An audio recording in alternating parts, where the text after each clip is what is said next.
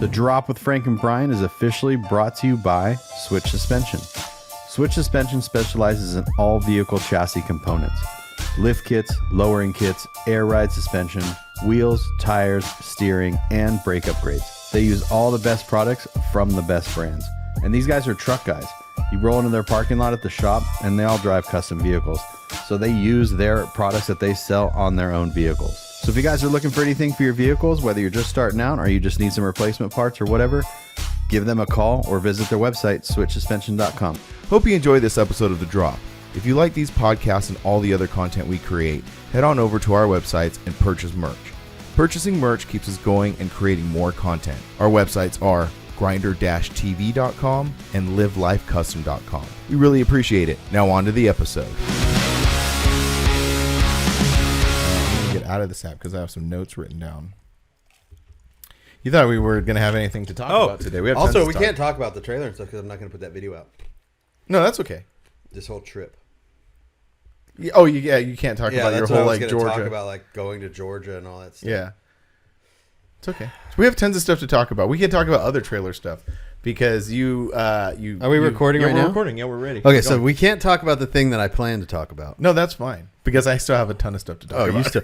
All right, well, let's just continue from last week's episode. Yeah, and last week's episode that we talked yesterday. Because we recorded. I was in Phoenix yesterday morning, and then I ended up at your house yesterday night. Right. Yeah. And now it's Saturday, and we're recording another episode. Yep. You're out here because we have the club barbecue going down today.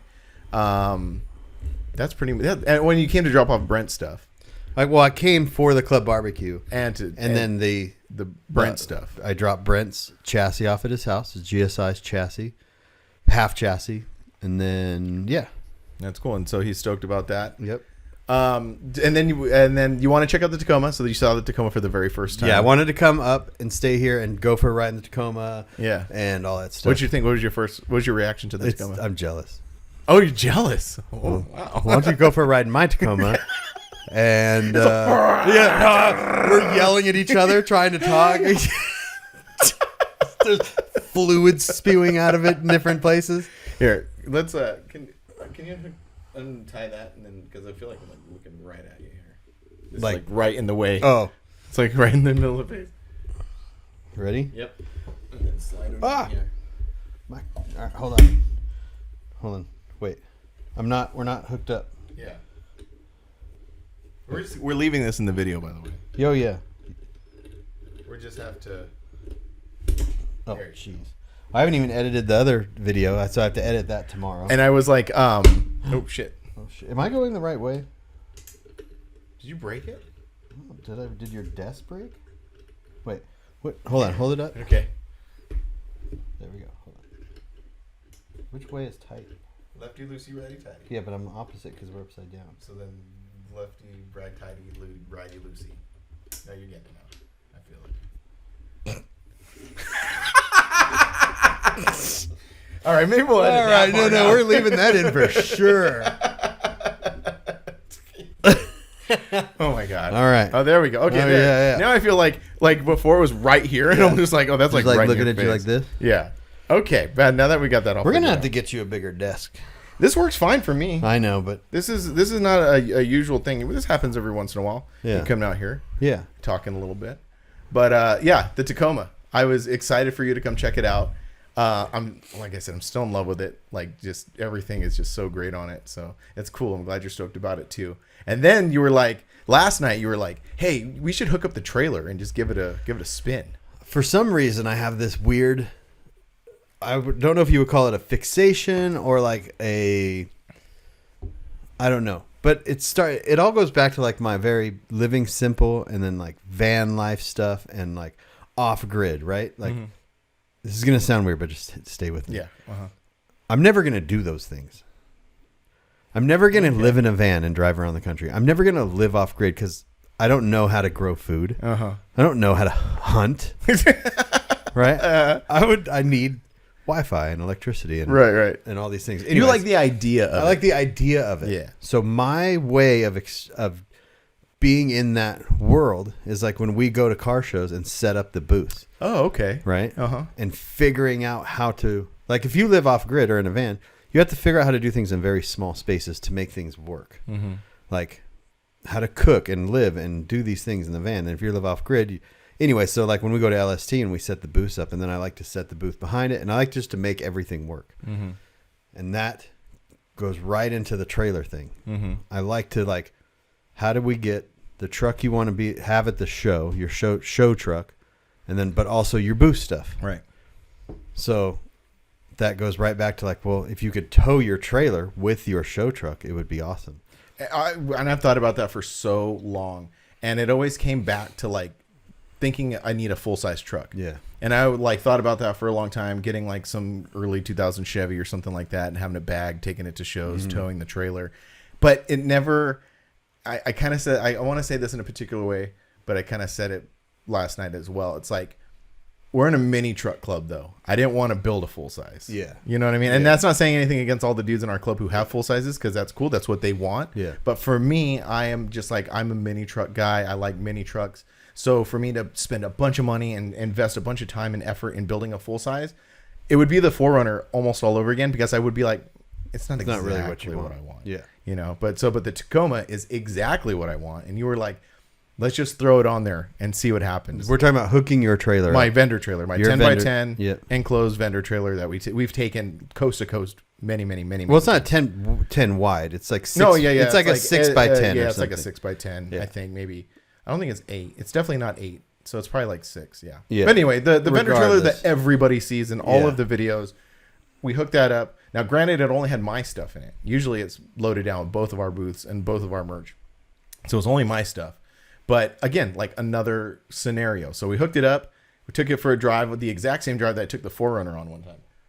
When I first got the 4Runner bagged, like way back in 2014, I think it was, is when that was first bagged.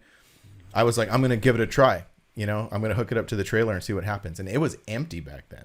So I hook it up, and it goes, but it had a hard time stopping. And then as soon as it hit a hill, I mean, it was like, Just like dead. like dead, like Yeah. barely making Those up the things hill. barely go up a hill without the trailer hooked up. Right. Yeah, and there's things that you could have done to the 4Runner and it would have been fine, like re-gearing it. You know what I mean? Putting bigger, better brakes on it, like nothing crazy, but just doing small things, and it would have done fine. And it's just like when we were pulling it with the Tacoma, going up that hill. Like we didn't get enough speed before we went up the hill, Yeah. so trying to accelerate mid-hill, it's like it's just gonna go. You're towing. You're gonna go slower. But the difference was with the 4Runner, it felt like the trailer, like even empty, it felt like the trailer was pushing it. Yeah. Yeah. Not with the Tacoma. The Tacoma. And the funniest thing was like after, like as soon as I backed it up to the trailer, I was like, it was perfectly proportionate. Like with the 4Runner, and I'll try to find the photo, and I don't know if we can put it in here, but I do have a photo of that hooked up. And the 4Runner looks just anemic. Like it looks tiny.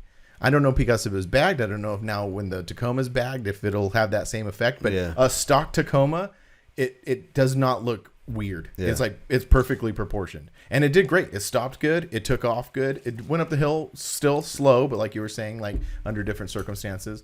But it didn't feel like labored or anything, which is funny because it shouldn't, because the stock Tacoma tow rating is 3,500 pounds. And that trailer probably, with the amount of stuff that's in it and with how much it weighs, we're probably only around like 2,000 pounds. Yeah. So we're actually under the towing capacity. So of course it should tow it, because Toyota said it could tow it. Yeah.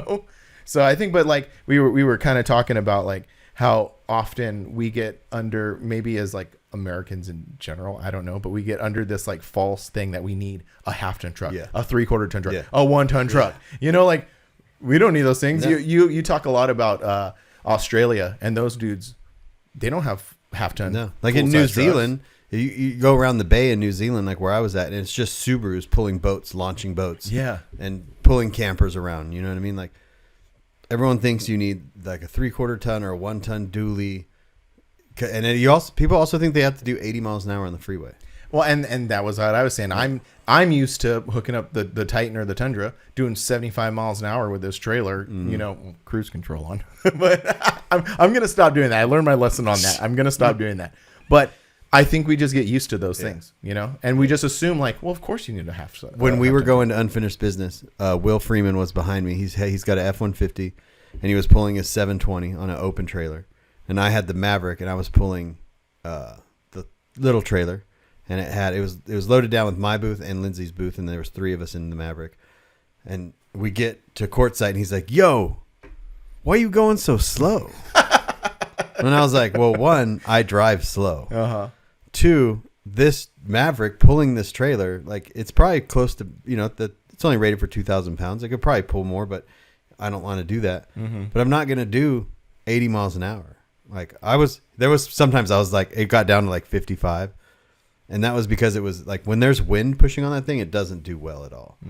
And well, we took it all the way out to Minneapolis with that same setup. yeah, it did fine. Yeah, it did completely fine. Yeah, but he was like tripping out that diesel trucks were passing us. And I was like, oh, that's a normal thing for me. Right. Diesel trucks pass me all the time. Like, it's just I'm just used to driving slow. Yeah. So, well, and then he's used to driving, fast with his truck. And the thing is like those rigs now go faster. I mean, well, in Arizona, they'll do 80 miles an hour because it's not like California where there's a speed limit for them. It's all the speed limits. Well, that's what I'm saying. And they're so well built to do that there's no reason to go slow on those things because they can stop well, they can go fast. It's just like changing your mindset on towing, on what a truck can do, and just being okay with the limits, what I mean? Like the Maverick's limits. Yeah. Because like I said, we took it out there. I think we were pretty much, I don't think we were over, but I think we were pretty. We were probably a little bit over. We were really like kissing that. I know when we came back from the last, when me and Lindsay came back from Day to Remember, we were definitely over because you had brought me a bunch of shirts from Brandon. That's right. Yeah. So that thing was, I was like, ooh. What was the feeling like? It's fine. No, but how did you figure that you felt it overloaded? Or? I just looked at it and was like, that's probably a lot more than it should be in there. But again, I don't have to do 75 miles an hour. I could just do 60 miles an hour. I mean, even with the Titan, when it pulls the big enclosed trailer, like it pulls it just fine. It's probably like when I took it to Forbidden, I had my booth in it, I had all the club stuff in it, and I had the Tacoma in it, plus another set of wheels in it. All it was pretty loaded down. It's pretty loaded down. So it was probably like the Titan's rated for 9,500 pounds. It was probably right there. Yeah. But again, just cruising. So yeah, no, that's great. Yeah. Just again, I don't know. Like we were talking about, like I don't know if that'll be a thing I'll do all the time. But at least I know it can. But the other thing was like, just driving the Tacoma, you feel like as soon as I got in it and started putting some real miles on it driving, I was like, I could drive this anywhere. I could drive this to Texas. I could drive it to North Carolina, and I want to. Like, it's a weird thing that we like. It's a weird thing in our head that we have, like we can't drive these things long distances, and it's like, no, you can drive it long distance. Yeah, especially the way you're building it. Like I wouldn't drive my truck to Texas. But you could though. I probably could. You could though. I probably could. Like there's no reason I couldn't. But the way you're doing it is the way that you're planning it. So because the way you are, your anxiety is your worst enemy. It is. Where I'm the opposite. I'm just like, well, I'll just go. Yeah, I told you this. I'll tell everyone a story later on because I have to release the video on the channel first what I was telling you about the Titan, and how it was like, and I just was like, screw it, and I just drove all across the country. I know, and you're right. My anxiety would be like, I couldn't. I'd be like, I was like, I told you that on the way down, drive the Tacoma down. I was looking at the. It's like my brain has to. It's like my brain can't relax. It has to obsess about something. Yeah. So when I first get in the truck. And I'm being like really raw. I'm getting in the truck and I test drive it. Everything is so good. I'm so excited. And I start driving and I'm like, this truck is so perfect. But then this little voice in my head goes, well, what about if it's not perfect? What about if there's something wrong? He's like, and then my brain, it's like almost like two different people in my brain. And my brain is like, hey, why don't you take a look at that thermostat right there? It's a little high, isn't it? And I'm like, no, I think it's fine. And this little voice it's like because there's always something that has to go wrong. Yeah. Yeah. It's a weird how different people are that way. Like even it's funny because you have anxiety about like putting the trailer and towing it with the thing, but you don't drive like you have anxiety. You're just like, wow. It's true. It's like you don't drive all like, oh, I'm just gonna ease into her. No, you like took off and made this right hand turn and just went, and I was like, okay. Yeah, that is the other side of it. But yeah, so the thermostat thing. So I'm like looking at the thermostat, and it's all like, because like I'm just compared to what I know. So the 4Runner was just under half, and no matter what, if you left that truck running 24 hours, it's gonna stay right under half. So I'm looking at it, and it's just like just a tear above. And I'm like watching it, just staring at to the point where like when because we were dropping off the other car, I got off the freeway. I'm like Googling real quick. I'm like, where's the standard location that this, and so I jump on a forum, I look, and some dude like took a picture of his, and it was in the exact same spot. It's like, okay, fine, it's fine. So then I'm driving, still watching, still that's still in the back of my mind, but eased more. And then that little voice in my head goes, hey, how do you know this thing hasn't been in a wreck?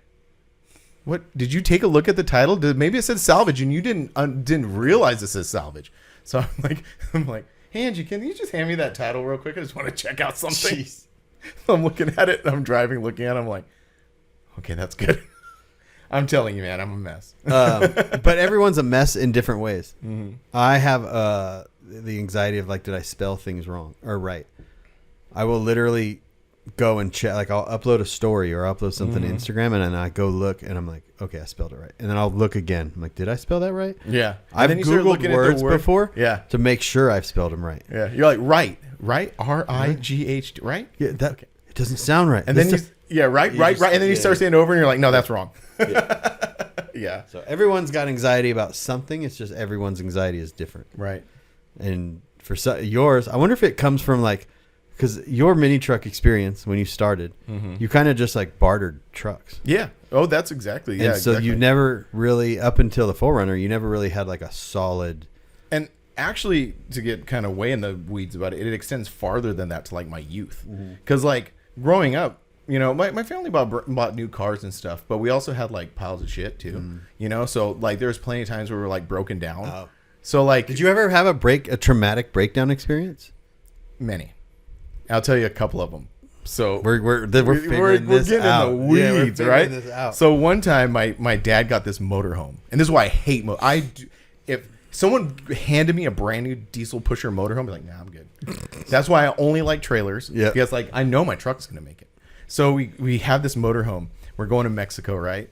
We're just going along. We're out on the I-10, like somewhere in the middle of Arizona, right? Broken down the side of the road. We spent almost 2 days stuck on the side of the road. And then so that was one instance. Maybe it wasn't 2 days. Maybe that's exaggerated. It felt like 2 days. I was like a little kid, so yeah. I don't know. Yeah. And then another time, so my family used to have, you've seen the bus. So we used to have a tour bus company. And those motherfuckers broke down all of the time. And so we would go with my dad. Like my dad, he'd run people from LA to Vegas all the time. And so he was on his way to Vegas. He breaks down. And he's like, and me and my mom and my sister were following him in another truck. And we were supposed to go hang out for the day and everything. And so he broke down and we had to pull off to the side of the road. And it's in the middle of summer. And he had to like go get a mechanic or something. I forget what happened. So he leaves. And it's me, my sister, and my mom sitting in this bus on the side of the road in like 100 plus degree weather, eating like donuts and water like all day. So like... These are the things that made me. So now that's why, like, you know how I am about like insurance and AAA and towing, and I have all of that.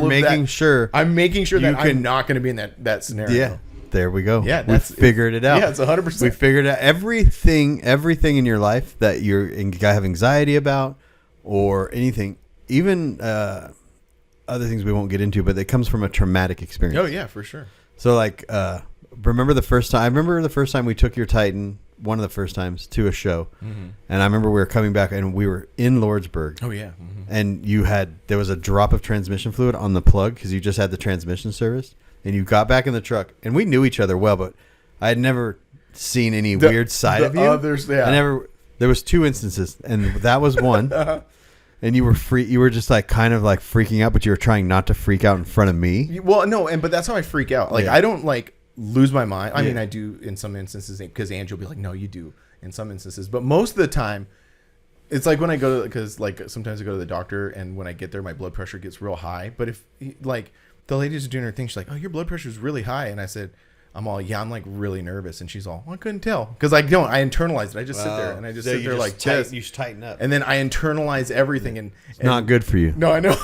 It's not good for you. Like it's like that sponge. I don't know if you're familiar with it, but it's like the SpongeBob thing when like he's running in his brain. They're all running around. Everything's on fire, and they're just running around going crazy. That's in my brain. Yeah, you know that's how. But in the outside, I'm just like this. That's how I was that one time. We were cruising along, and I'm just like. And then I'm just like Googling, like obsessively Googling, just like I did with the thermostat thing. I was like Googling transmission, like. Well, I remember you got in the truck, and I don't know if we were driving it, like we left or something, and you were just like, what? You kind of freaked out. Like there, you let a little bit out. You're just like, what do I do if the transmission blows up? Right. And I'm like, it's going to be okay. Yeah. And you're like, well, I'm like, it's fine. Yeah. But I'm such the opposite that I'm like, it's fine. And even if it's not fine, I'm like, it's fine. I know. Because I'm in a situation where even if it's not fine, I can't do anything about it. Right. So my brain just goes, it'll work. Like it has to work. Mm-hmm. Like there's no other way around it. Like, what are we going to do? Right. We're not in like, you just go like even that there's, it's leaking oil. Go buy a bunch of oil. 'Cause we're going to drive this thing home and just keep adding oil to it until we get home. Yeah. Like I think I've changed a lot. I mean, over the well, that was like a really early on into the travel stuff. Because since then, I mean, we've broken axle on the trailer, we've broken wheel seals on the Titan. Like we've actually ran into quite a bit of stuff. Yeah, broke the hub went out. Remember we changed the hub? Oh yeah, we changed the hub, and then Sean LST. Stripped it. Yeah, thanks, Sean. Yeah. So like again, it all works out. Yeah. It always works out, and it always has to work out. Yeah. Even this last trip when I was across the country with the Titan, and I'm just like, well, what happens if this thing what happens if the transmission goes out? Mm-hmm. I'm just like, I'll figure it out. I can't obsessively worry about it because we ultimately have no control. Right. You only have so much control. So you do all these things like to AAA, to make sure that if something happens, you're prepared for it. Yeah. And that's all you can do. Yeah. That's what and I think I've like I said, I think I've chilled out a lot, but I still obsess about stuff, about the temperature, about the salvage title, and then like in my brain will just make up scenarios. Yeah. You know? Yeah. So I come home, I'm like, look, I got the hood open on it, and I'm fine tooth combing, looking at the frame. That looks right. And it's like I'm insane, but anyway. Yeah. Anyway, now that we've dissected my it was like when I was driving the Tacoma to that Art of Noise show, and I'd say, that axle seal, the axle still leaks. Mm-hmm. So I was like, I'll just clean the wheel off of all the grease, and then it's not leaking anymore. And then I like drove it again that was like from one spot to one, and then I cleaned the wheel. And I was like, if I just keep cleaning the wheel, I won't see the grease, and it's not like it's leaking. Then I got to the next location, and there was no grease on it. I was like, or no oil. I'm like, well, it's either out of oil or it fixed itself. It's probably the first scenario. Yeah, because we were still messing with the rear end stuff even at Panda Shop way back at Reunion. Yeah, and that's another thing. It could have just been overfilled. Oh, so I got another seal. Ben mentioned something about getting an OEM seal. Ben Turpek, he was like, get an OEM seal because the other ones might be a little smaller. So we're gonna mess with it. We'll figure it out. The talking about wheel seals and stuff, and we talked about the wheel seal going out on the Titan that one time on the way to LST. A lot of shit happens on the way to LST. Yeah. But then also like another thing. So like being prepared and being okay to tackle situations that almost like kind of backfired on us in that moment, because when that happened, when we pulled up to the pilot and I look outside and I see it's leaking, and we're like, okay, it's leaking. And then we were going through those like little towns on the way to Austin, and we're like, well, let's just pick up a bearing. And then I remember, who was it? Is it Ronnie? Ronnie, yeah, it was Ronnie. Ronnie was like, oh, we'll just get the bearing and we'll change it on the side of the road. And I'm like, okay, kind of hyping myself up. But then lucky we didn't, because those they're pressed on. Well, not only that, but there's two. Like like when I finally took it to my mechanic to get it fixed, he's like, you're lucky you didn't pull this thing off, because once you start taking this thing apart, like it's not going back together. The reason that happened was because you probably had a clogged breather. That's that's exactly what happened. Yeah, so like I had bought an aftermarket breather on mine, so I think that's also why the rear end 100%, yeah, probably, which is still the same. Anybody want to buy a Titan? Titan's up for sale. Oh yeah. Well, it will be up for sale. A good one owner. One owner, taken original, care of, never been in an accident, Yep. 212,000 miles, and has all the rich history. I'll buy it from you. You need the motor. $3,000. You get $3,000. You can just pass that to Panda. Just give that to Panda, and I'll give you the truck. So what I would do, I wonder what I would do. I would take the motor. I wonder if I could just take the motor out of my Titan. Anyway, we're getting way into this. You're talking about stuff that's way down the line. Yeah. Anyway, because we're eventually going to, I've talked about this before. I want to put a Titan motor in a hard body and make something weird and fast. But I'm like, if I buy too nice of a Titan and I take the motor out of the Titan, then I'll just bag this shell of a Titan. But then I'm going to need a motor for that. Right, you need a motor anyway. So I'm like, huh. Take the motor out of your truck, put it in the hard body. Take the motor out of my truck, put it back in your truck because it's 150,000 miles less, and then bag that. Yeah. And then just throw the other one away. Yeah. I mean, it's worthless at that point. Yeah, but you have nice parts on yours. You could use all those parts on your truck. No, I would just go buy a motor, put it back, and then that one. It just doesn't make any sense. So I need to find a beat Titan that's still running and driving, which is not hard because 90% of them are beat to crap. Everything's falling apart, but they still run good. So I've been like researching, because I'm trying to figure out exactly how much to put it up for. So I've been like checking them out on Marketplace, kind of gauging and I love the ones that like take a picture of the whole truck. Okay, that looks good. Take a picture of the front, the back, the motor, the inside, and then when they take a picture of the interior, just do it up a little bit. Because every driver's seat of a Titan is ripped. Yeah, every single one of them. And I think it's hilarious that they all try to fake it and just move up a little bit. And I'm like, oh, I know that thing is just destroyed. Mine are brand new. Yeah. I was thinking about when I sell my Titan, because the day will come. There's two scenarios that's going to happen. One, I'm just going to sell it. Two, we've talked about this. We're going to bag it and use it as a tow vehicle around town. But I'm going to have, like, if I have that and then I have another, let's say another 3/4 ton, regardless of what it is, I don't need all these vehicles. Yeah. I mean, you get to this point where I'm just like, it's just too much. I mean, you're already kind of pushing it at your house. Oh, yeah. But like all those vehicles in my house are eventually going away. Yeah, that's true. You know, like if I had a bagged sick Titan on like 24s and that just tows around like quote unquote, maybe hard body with a Titan motor in it too. That could maybe possible. How cool would that be? To roll up to an event. Yeah. Nissan, both the same, like just, it would just be cool. Oh yeah, definitely. But I just don't know if I need that. I don't need that. But it's too much insurance. It's just too much. Yeah. So get it, reel it back a little bit. Yeah. Come back to reality, Brian. It's funny though that your reality is like you're kind of like talking about that in a like a roundabout, like kind of like theoretical way, but in reality, like you could do that, which is funny because like not a lot of people can do that. And this is where I have this conflict, because if I put my Titan up for sale, I'm going to ask $8,000 for it. Really? That much? Because it's a new truck. It's got all new front suspension, all new back suspension, 2 new seats recovered. It's got a really nice stereo in it. You know what I mean? It's got hear me out. We take the motor out. My truck is all stock, and it needs a lot of, it does need maintenance. That it needs like the front end rebuilt. It needs, like, it's got nice seats, it's got a newer end, but it has a lot of maintenance that needs to be done, which I did not do. But it's only got 212,000 miles on it.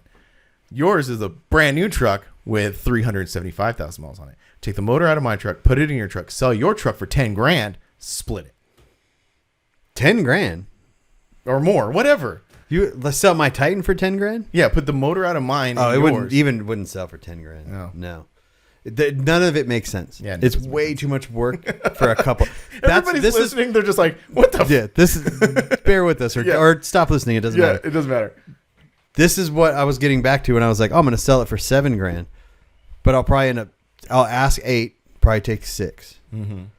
Is $6,000 enough money to get rid of a truck that's pretty cool? Yeah, like I could put, between me and Panda, we could bag that thing for not very much money. Mm-hmm. Just clip the front with the Chevy axle, and bag it. And now, what's it worth bagged? Mm-hmm. Is it worth more bag than it is stock? Probably, because I don't know. So I go through these things like, is it worth just keeping and making cool? And now I have this cool truck that's a full size.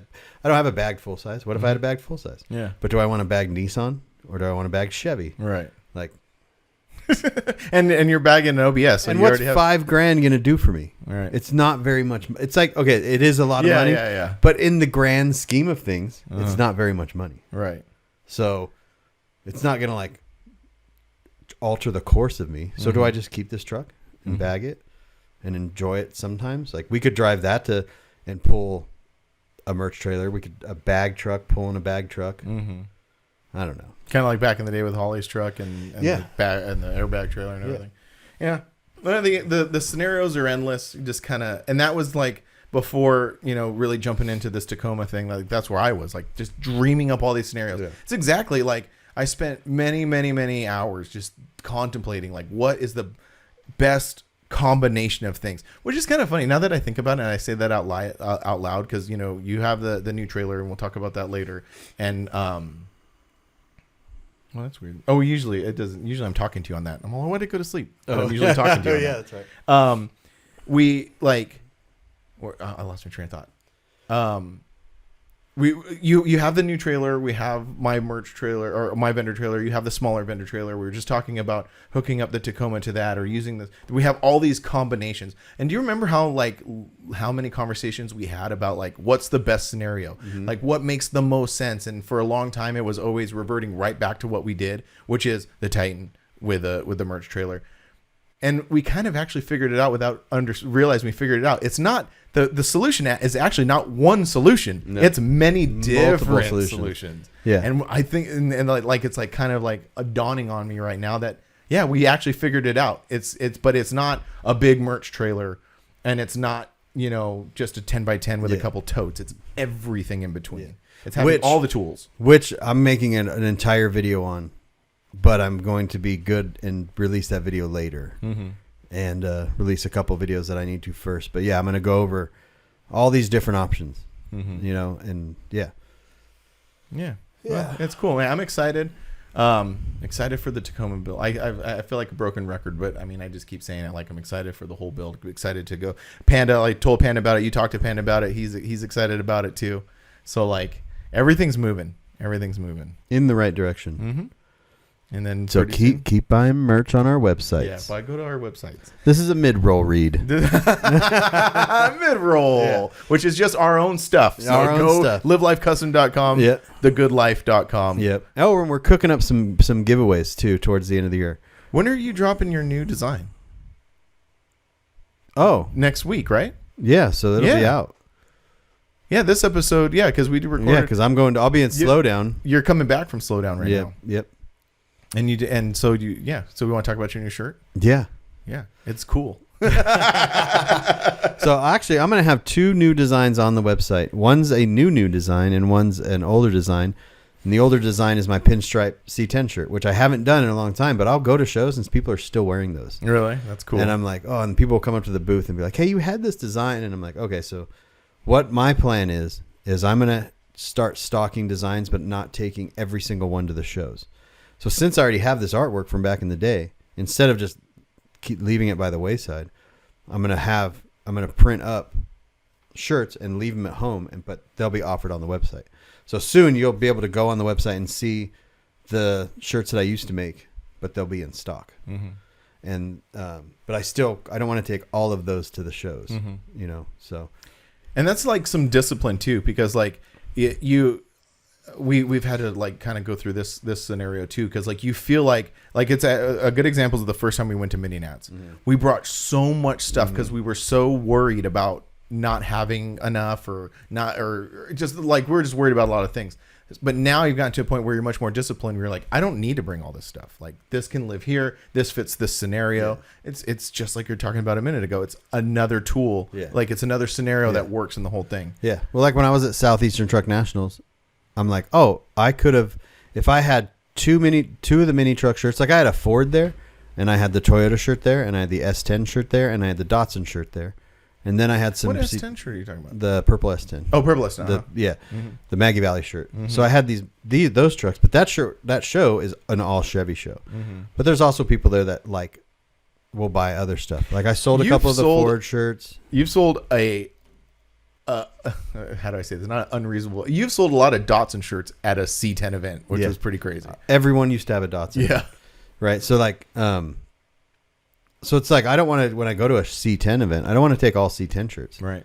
Because everyone has C10 shirts there. So I want to take these other shirts. You know, kids will buy that Panda shirt because of the Panda. Right. Like people love that thing. So, but I also need to be like, oh, if I have these other 2 C10 shirts at home, I can leave maybe the Ford shirt at home and take this other C10 shirt.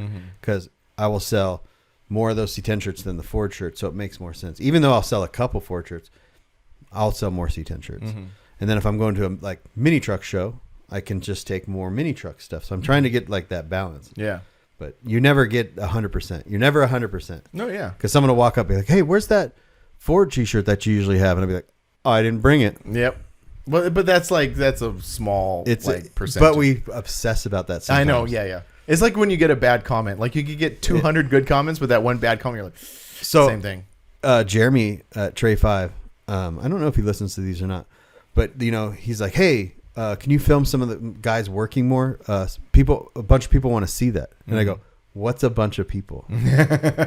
Did you get one comment or 2 comments? Like you have a video with 10,000 views and one person made a comment. It's hard. You can't obsess about that comment.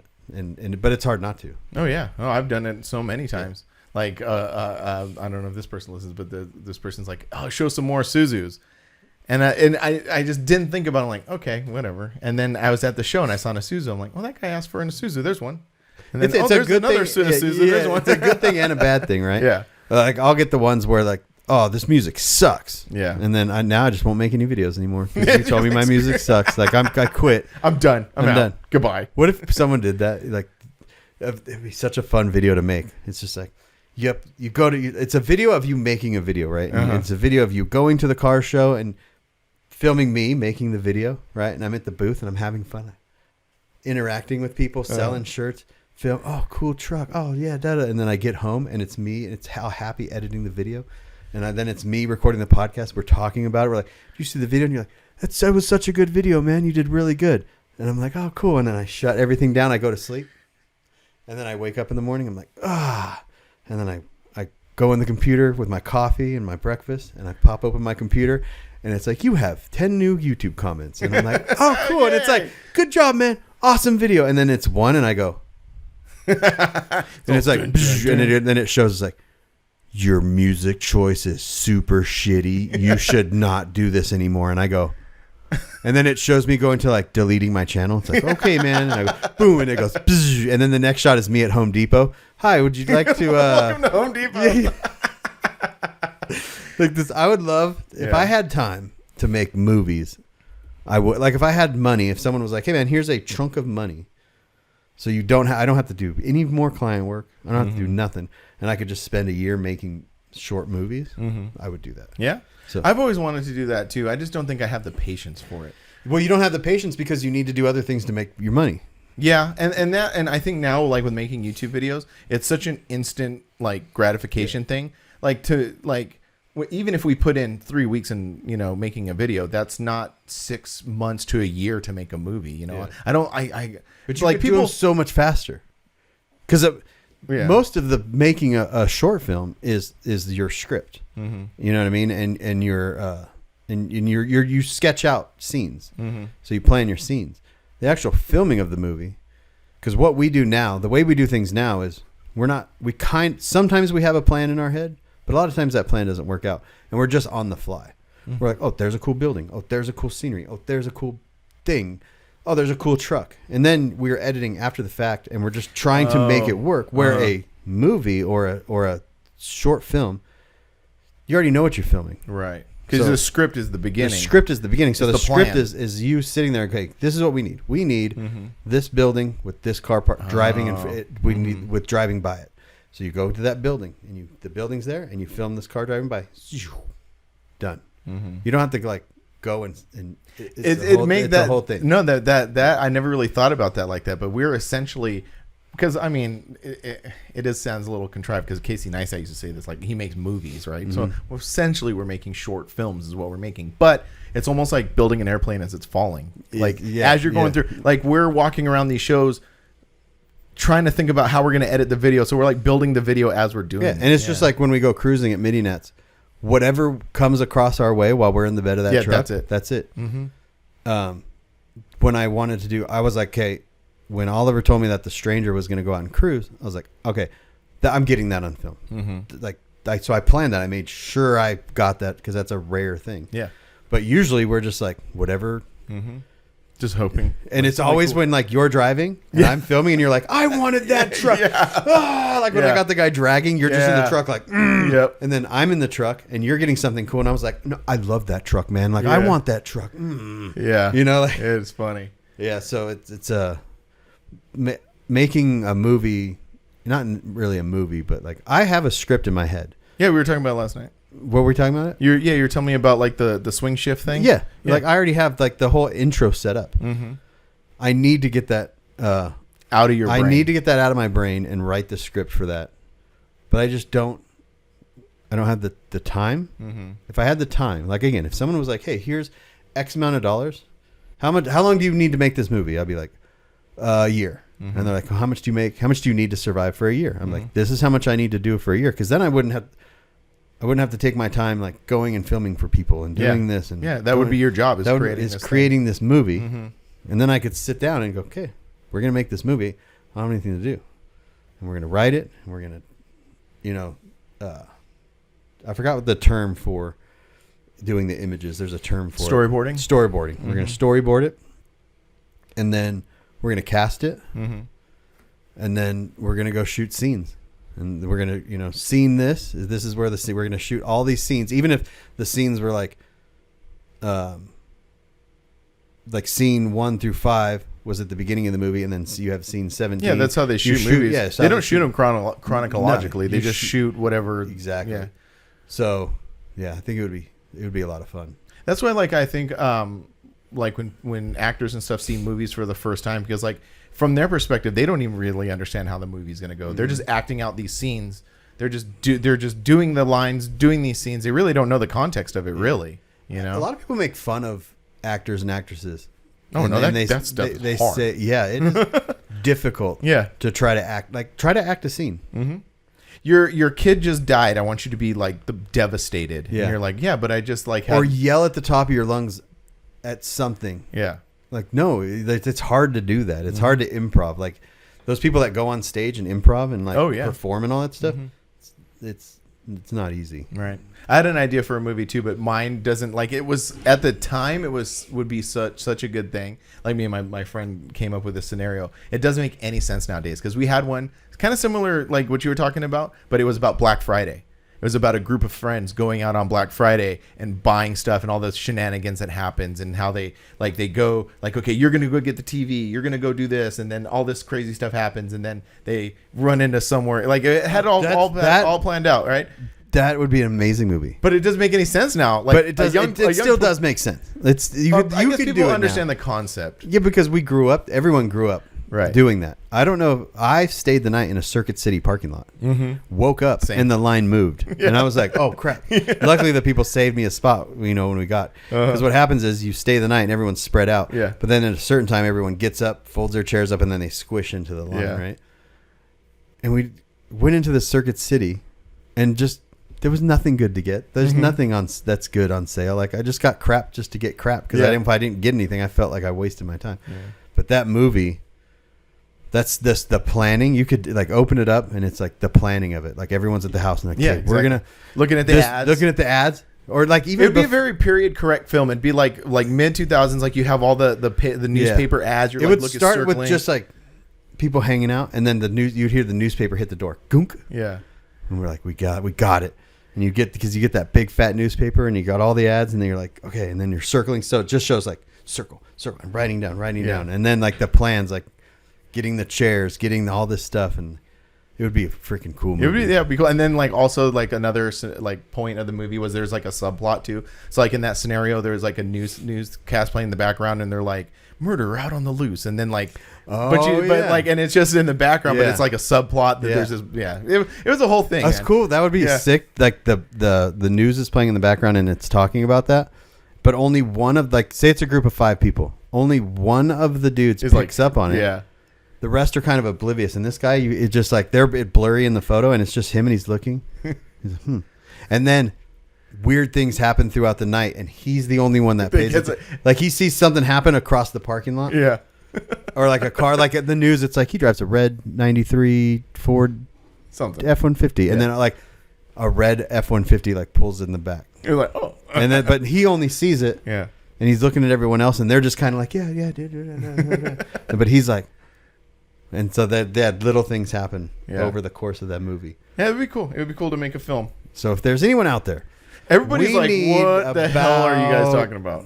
We could probably do both these movies in a year. No, we could probably do it for about $250. Really? Both? Or even, we could probably do it actually less, because like Stavros, that comedian. Oh yeah, I like that guy. He's super he funny. just made a movie, and I forgot what it's called. It's about conspiracy theories or something. Oh really? Or maybe I'm totally wrong. But he made a movie. I'm going to look it up right now while we're here. Mm-hmm. And he was talking about his budget. And like there was no budget there. Neither they just made it. And they just made it. I need to actually watch it. Is it already made? It's already out? It's already out, yeah. Oh, that's cool. Yeah, definitely. Oh, let's start a cult. Okay. And yeah, that's it. Oh, that's awesome. That guy's so funny. I need to watch that. I'm going to actually watch that this week. Let's watch it right now. I'm just kidding. Okay. But I was gonna say, yeah, he made like his budget was really cheap, and I mean that's essentially what we do. We have but we would need to take the time to do it, and the time would require not doing certain other things because we're busy all the time. Not building trucks. Yeah, well, you could still build the truck. You can't film yourself building the truck. Right, you could drop the truck off and be like, "Call me when it's done." But all the stuff in between, where you're like spending days out there, like can't do that. Well, to bring it back to truck stuff, we should just start writing scripts and then actually plan for the time that when we do. And that's like the hardest part. Like, I don't know if I can, that's where the patience would be. Like I have these ideas, like we just fleshed out all these great ideas, but can I sit there and go like, Billy walks into frame? You know, like, I don't know. Have you ever looked up how to write a script? I have scripts. I've read scripts. Yeah. But I've never like tried to write one. I've looked it up and I'm just like, oh, I know I could do it. But again, I need the motivation. I think the motivation is going to come soon, though. I have this weird feeling that just the trajectory that I'm on, it could happen. Mm-hmm. So maybe. But listen, people are like, dude, we're here to listen. We're here to talk about trucks. No, this is the best thing. This conversation is best. Well, I got a good one too because to tie it into YouTube and trucks and everything. And you probably knew this already, but I just stumbled across it. Gendro has a YouTube channel. Brian Gendro. Yes. Yeah, it's called Gendro's World. Yeah, he just did that 2-part about bagging the first truck. Dang, that was so good. I just wanted to like talk about that real quick because like I had always known that he was the first dude to bag a truck. Was he the first dude to bag a truck? I mean, if listening to his story, was he the first dude, or was there? I've heard. I'm crunching ice right now. Sorry. I've heard there was other people that had bag trucks. But being on the West Coast, that's where all the magazine editors were. That's where all this. Right. That maybe there was other people that did it, but didn't get any. Do you know like names? Like, don't know names. I know the person that told me this, but I'm not going to mention. Yeah, don't mention name. that person. But but I don't know. You know, everyone gets timelines mixed up and all that stuff. So was he the first person to bag it, or was he just the first person to get it out in the public? It's, you know what though, it's sort of like, it doesn't matter, but you know. But here's the difference though. It was like, because like back then, I mean, because he said he did that first Toyota in 1992, and go to it's, what's it called? I want to get it correct. Hold on, let me check it out real quick. It's not Gendro's World or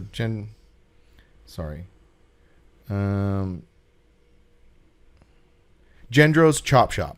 Yeah. On YouTube, and it's a 2-part thing. explaining the first air. So it's 2 videos. First in air ride part 1, or first in air ride explain part 1 and part 2. That's Angie calling. Nope. Hold on. I'll call you back. Bye. She's like, I got in a car accident.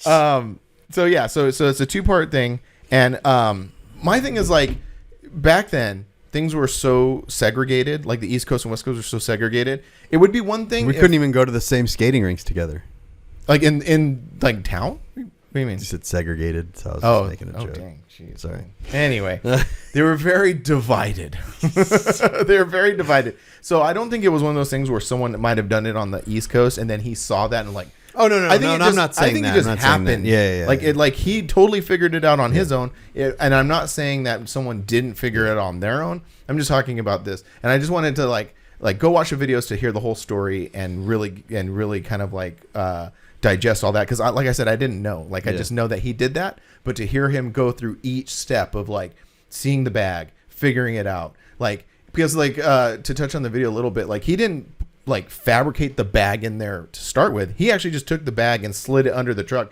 just to see if it could lift it up off the ground, which it did. So the story is very interesting. So go listen to the story. I'm not going to try to regurgitate it. But what I found interesting is like, you know, I've looked at like custom culture for a long time, and there's a guy named Ross, and he's got a Instagram page called 46 to 64, and his mission is to like figure out all the timeline of custom culture, like who was the first guy to put hydraulics on a car, who was the first guy to do a lace paint job, and he's like done it, like he's figured a lot of it out, and he's put a lot of work into it. And I think it's fascinating because one, that was such a long time ago, and it's like the same thing, like maybe there was a guy on the East Coast who bagged a truck, maybe it was Gendro, we don't know. But we do know, actually, like Gendro has like photographic evidence in those magazines that he did these things. So and it doesn't matter if someone else did it. It only mattered the person that it got out to the world. Right. And my point is like there's this guy named Bill Hines, and he's credited as the first guy to put hydraulics on a car, but it's still like muddy. Like it's not for certain, but I think it's fascinating how in our world with bags and bag trucks, we have a distinct period in time that we can say this happened and then everything happened after that. Yeah. So I thought it was really cool. And just like hearing a story about, Tito putting in the magazines and like doing all the tech articles and like, like all that stuff coming together. It's really a fun, interesting like story that he told. So who's got a Jeep? I have no idea.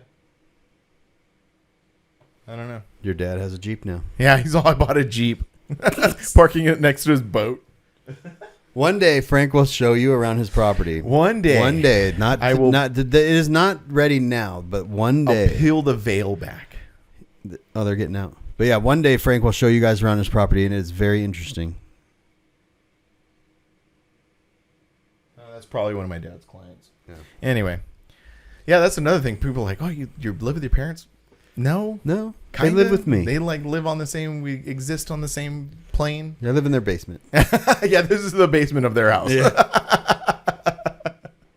Yeah, no, it's all fascinating around here. But anyway, I just thought that was cool. I've been meaning to bring that up for a couple of weeks about his channel, and it's just so fascinating. It'll be interesting to see what his channel grows into. Because those videos already kind of explained a lot. I know he's building some cool stuff. He's like building a Lincoln and doing a few things, but. It was really, really cool to hear all that history. And I thought it was interesting to, like I said, to have just a point in time that we can specifically point at and saying, okay, everything started here. Yeah. And there's no question, you know? So anyway, go check that out. I think there's another YouTube channel, and I haven't, forgive me because I have not checked it out. But I think, the guy that was in the white Titan that was next door to us at Mini Nets? Yeah. Mm-hmm. And then the guy with the white F-150 with green wheels. Mm-hmm. Oh, yeah, from Florida. I think they started a YouTube channel. Oh, they did? Oh, I think so. I saw something about it, and then like I just didn't have time to like dive into it. But since you were shouting them out, I was like, oh, I'm gonna shout them out. And then I also forgot on the last episode to say thanks to Ron Perkins for hooking us up with some mini truck cartel stuff. Thanks. He brought it out to the Art of Noise show and t-shirt and a hat. So. I don't wear snapbacks, and you don't wear snapbacks. Yeah. So we might give that away. Cool. We might be part of our giveaway thing. Yeah, so. Yeah, that'd be cool. Yeah. Yeah, but the shirt I like. Thanks, Ron, for the shirt. Yeah, appreciate it, Ron. Yeah. Yeah. What else? We're 53 minutes. Oh no, you're going to Hawaii, so this comes. Yeah, so we have a little kind of interesting thing going down. So the Monday that this episode comes out, I will be in Hawaii, and I'll be coming back Saturday, and then we're going to shoot another episode Sunday, and we'll talk about your trip to Hawaii. We'll talk about the trip to Hawaii. So we'll talk about that a little bit. I have a little bit of a side mission going down. So this is a family vacation. Yeah. We're taking my mother-in-law. We're going out to Hawaii. I've never been there. Angie's never been there. Her mom's been there a few times. But we've never been, so it's really exciting. I'm on my second flight over the ocean. I'm nervous. Are you nervous? I'm nervous. So you never put out. We didn't really talk about this. I know. And you don't like talking about it. But you didn't ever put out the video, because I've had people ask me. No, hey, I when's know. Frank gonna... And I'm like, he's not. He's not going to put it out because it was just, you didn't want it. I didn't want. I'm like, look, I'm a very, very honest person. Like even in this episode, I was like, I'm very open. Yeah. But there's something about that scenario that I don't want to show the world. But it kind of goes back to that thing where sometimes we have an idea. Mm-hmm. And sometimes you don't need to show everything. Yeah. Like, we could talk about it on this. Like, there's a lot of things we can talk about on the podcast that we don't necessarily have to use as a vlog. Mm-hmm. So this is a good platform for talking about stuff like that. Yeah. And not having to show it. Because I film a lot of stuff and then I never put it out. Mm-hmm. Like, if anything ever happens to me, go get my hard drives and start to go through them, and you will be like, I never saw any of this stuff. Yeah. There is so much stuff on there that I just... That's kind of cool. Yeah. Because I never erased anything. Do you remember you time-lapsing your COVID when you had COVID Yes. in your office? And then John O'Neill was like, what if you filmed yourself dying? I know. That would have been I was like, wild. Didn't think that one through. Right. The time lapse is just Chelsea and my mom coming in. Just opening the door. The dog is like... Oh my god! It would like you actually put that on the internet though. Well, I did put that on the internet because I'm here, Right. so I was like, I'll put it on, because like that was another thing. I was just like, well, do I want to? I was like, yeah, I'm just gonna show this. You know what I mean? Like, it was when I first started doing the vlog style stuff. Yeah. And there's a lot from back then that I filmed that I never. The first time I ever vlogged was driving the Maxima to Vegas to put the level right on it. Oh yeah. That was the very first time I turned the camera on myself. And that, if you actually come over to the YouTube channel and watch the podcast episodes, there's a clip of that. Oh, is there? There's a clip of you in the Maxima and you're buying some beef jerky. That's in the opening sequence. Or no, do we do that anymore? Or it's like the supercut of us like traveling and stuff for the podcast. Is that still? I don't even know. Is that still part of the podcast? You review the podcast every time. I know, but I think it's at the end, and I just kind of click off by the time I say goodbye. I don't know if that's in there, but I didn't put it on there because what happened was I stopped and grabbed some like trail mix or something. Mm-hmm. I'm chomping on it, and it was all over my shirt. Oh. And so I'm filming I'm talking about this thing, and I get home and I go to edit, and there's just stuff all over my shirt. And I was like, nope, I cannot put that on the internet. Yeah. You know, like, so now if you notice, every single time I'm like this. Yeah. Every single, like. There's me fixing my hat. There was a bunch of me talking like about Arizona and about people have rock yards versus grass yards, all this stupid stuff, and I never released it. Yeah. The flight thing is there. I don't know, maybe one day, probably not. But anyway, but it could be footage for a later time. There could be a time when you're flying in 5 years from now when you're like just flying normally. Mm-hmm. And you could be like, man, I remember the first time I flew, and it's like a dream sequence, and it's just you like. Me like this sitting. I can reenact it if you want me to. It's this. That was me. The whole So flight. how do you think you're going to be when you look down and it's just water? You know what? I think I feel more comfortable over water. Yeah. Okay. Hear me out. Yeah. Right? Hear me out. If I'm flying over land, something happens. You hit a mountain. That's a wrap, right? I feel like if you hit the water, you might skid a little. That's not really how it works in real life. So planes follow, the plane routes follow freeways. Mm-hmm. So if anything ever happens, you can land on the freeway. Oh, really? I didn't know that. Freeways, interstates, there's laws where every so many miles, the freeway has to be straight for a certain amount, just in case a crash landing. Oh, whoa. I did not know that. Yeah. That's so wild. that's not the case on the ocean. Like most planes don't like they're obviously travel over mountain ranges, but they try to limit it. You know, and they try to not do that. Over the ocean, yeah, you're not skipping on the water. Like you are hitting that at 200 miles an hour. Well then, and yeah. But I also heard. So like, I was talking to someone and we were talking about flying and stuff, and I was telling them I was going to Hawaii, and they're like, "Oh, you know, going from L.A. to Hawaii isn't bad because I guess over the ocean the turbulence kind of smooths out because of wind or whatever." They're like, "Oh, are you going from island to island?" I said, "No, we're getting to the island and landing. And that's it." And they're like, "Oh, good, because like that is where it gets rowdy. It's like when you're going from island to island. Yeah, that's where it starts to get rowdy." I've only ever been to Maui. So I'm going to Kona. Yeah, which is a wild, usually an island that people don't go to. Really? They usually go to Maui or Oahu. Okay. And I don't know what any of that means. Yeah, so there's the big island of Hawaii. Okay. And then there's Maui. Maui is a bigger island with like a population of like, I want to say 300,000. Where's Honolulu? Honolulu's on the big island. That's Maui. Hold on. Hold on. But Let me Google because how do you spell it? That's very difficult. Honolulu. Anyway, so one facet of this whole thing is it's my second flight. I'm nervous, but I'm taking my kids with me, and this is their first flight. Oh. So I have to like put on a brave boy face. Okay, no matter what happens, I got to be fucking brave. Have you looked when you said, "Okay, I'm going to Kona"? Like, did you ever look at a map to see where you're going? That's so wild. I look at maps all the time. I know, me too. I mean, I do that as well. But this, okay, so the thing leading up to this thing. Hold on, let me correct myself real quick. Go ahead. Honolulu is on Oahu. Okay. Oahu is a smaller island, but it has millions of people on it. Okay. And that's what they say, like the LA of Hawaii. Well, it looks like on this map, Oahu. And I know there's people listening from Hawaii that are just like, you guys are. Oh no, we are dumb. You guys don't. Don't worry. I'm looking at a map, and I know Oahu and Maui are about the same size, but Oahu is like LA. Yeah. There's like downtown skyrise, millions of people. Maui there's not a lot of people, and then you're going to. You said Kona, which I don't know anything about. I don't know anything about Hawaii. Yeah. Am I going to Angie? Are we going to Kona? I don't know. Is Kona even an island, or are you going to the big island and then you're going to Kona on the big island?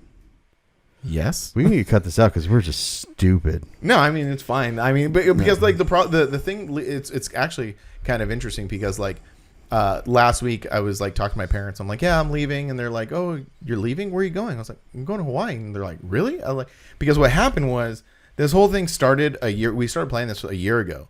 And it was like, oh yeah, we're gonna go to Hawaii. I'm like, oh, that's cool, that's great. In a year, okay, that's in a year. No, that's in like 10 months. That's like 8 months. That's like 6 months from now. That's still a couple months away. And then Kona is on the Big Island. It's a city. Yeah. Oh, okay. Yeah. Sorry, people. Hey, it's okay. I mean, like I'm not familiar. Yeah, I'll report back. I'll tell you all about it. Yeah. So Kona is on the Big Island. So you are going to the Big Island. Okay. Cool. And that's where like all the volcanic activity happens. And Angie was like looking at little excursions, like doing a hike to the volcano. That's so wild because even when I was like, hey, I'm going to Douglas, Georgia to pick this trailer up, like every night I was looking at a map and zooming in on Douglas and like finding out where it was. And you're just like, hey, I'm going across the ocean to an island. Don't know which one it is. Jumping on a plane. See where it goes. Yeah, I know. I don't know why. I'm usually like that too, but for this whole thing, I'm just sort of like maybe your brain is like blocking it out because you were a little more nervous than you think. That could be it too. But so my side mission, it's family vacation. We're going to do and I'm going to like film it. Not for the same thing. Like I have a lot of footage of just my family growing up, so like I don't put out anywhere. I just have it. So it's going to be a lot of that, but I'm also doing a side mission where I'm going to look at Toyotas.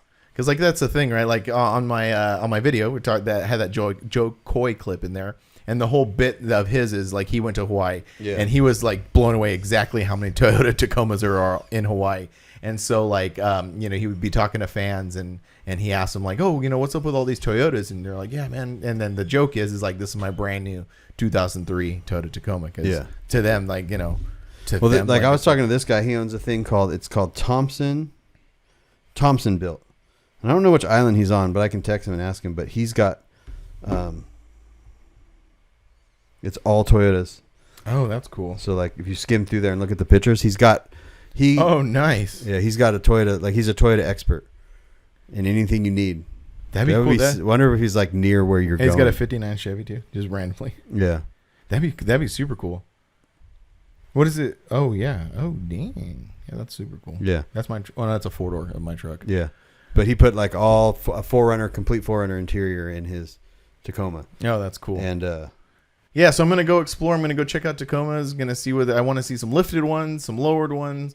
You know, because that's the Hawaiian style, is super jack lifted, big, mudder tires. Mm-hmm. So stoked about that. make a video of it. That's what I'm gonna do. Yeah, vlog it. Yeah. Vlog you taking off on the plane. I gotta be brave for my kids. Luckily, there hasn't been a lot of plane crashes or anything lately. I know, Yeah, right? it's fine. It's fine. Every time I open up freaking the internet, I keep telling myself though, like there was that one in India, and I was like, that's far away. Yeah, they definitely don't fly the same Boeing planes here. I know. Hey, you know what? Let's move on. All right. We gotta go. We gotta go. That's a good episode. It was a bit rambly, but it was fun. You know what I forgot to do?